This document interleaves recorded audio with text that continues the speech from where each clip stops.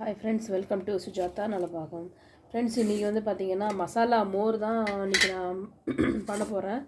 இதுக்கு எவ்வளோ என்னென்ன எடுத்துகிட்டு இருக்கேன்னா, ஒரு 5-6 மிளகு, 2 டேபிள் ஸ்பூன் வந்து ஜீரகம், 1 இன்ச்சுக்கு வந்து இஞ்சி, பச்சை மிளகா 1 இந்த மாதிரி கட் பண்ணி வச்சுக்கோங்க, கொத்தமல்லி தழை, இது எல்லாத்தையும் மிக்சியில் போட்டு அடித்து எடுத்துகிட்டு வந்துடலாம். அதோடய கொஞ்சம் கல் உப்பும் போட்டுக்கலாம்.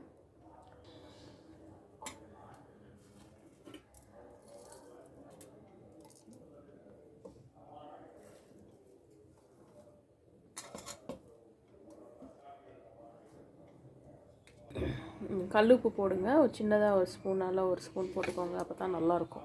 டேபிள் சால்ட்டு கூட அவ்வளோ நல்லா இருக்காது.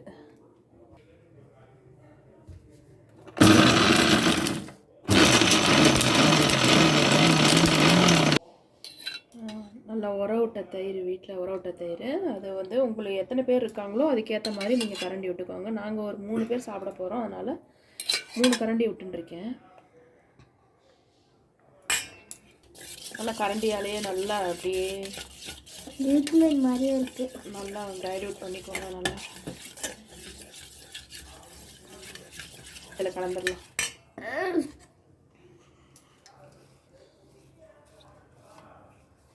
தனியாக இருக்குது, இதை இப்போ கலந்துடலாம்.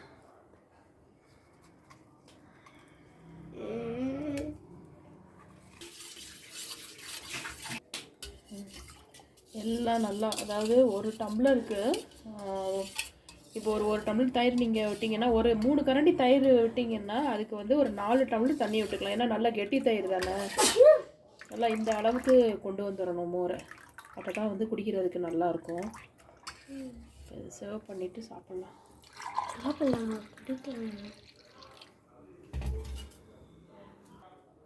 பார்த்தீங்களா, நல்லா அந்த ஒயிட்டுக்கும் க்ரீனாக இருக்கிறதுக்கும் நல்லா கலர்ஃபுல்லாக இருக்குது பாருங்கள். இதை டெய்லி பண்ணி சாப்பிடுங்க. உடம்பு பயங்கர ஹீட்டாக இருக்குது. இப்போ காலையிலலாம் பார்த்திங்கன்னா இன்னும் வந்து வெயில் ஜாஸ்தியாக இருக்கும் அப்படின்னு சொல்கிறாங்க. நாளையிலேருந்து வேறு உங்களுக்கு அக்னி நட்சத்திரம் ஸ்டார்ட் ஆகுது. ஸோ அதனால் வீட்டில் இருக்கிறதே வச்சு நீங்கள் ப்ரிப்பேர் பண்ணி இதை மோரை வந்து டெய்லி வந்து ப்ரிப்பேர் பண்ணி சாப்பிட்ருங்க. இன்னும் இந்த வீட்டில் இருந்தபடியே வச்சு என்னென்ன ஜூஸ்லாம் நம்ம இது பார்க்கலாம் அப்படிங்கிறத அடுத்தடுத்த வீடியோவில் நான் உங்களுக்கு போடுறேன். மெயினாக என்னோடய சேனலை சப்ஸ்கிரைப் பண்ணுங்கள், நோட்டிஃபிகேஷன் அப்போ தான் வரும். தேங்க்யூ.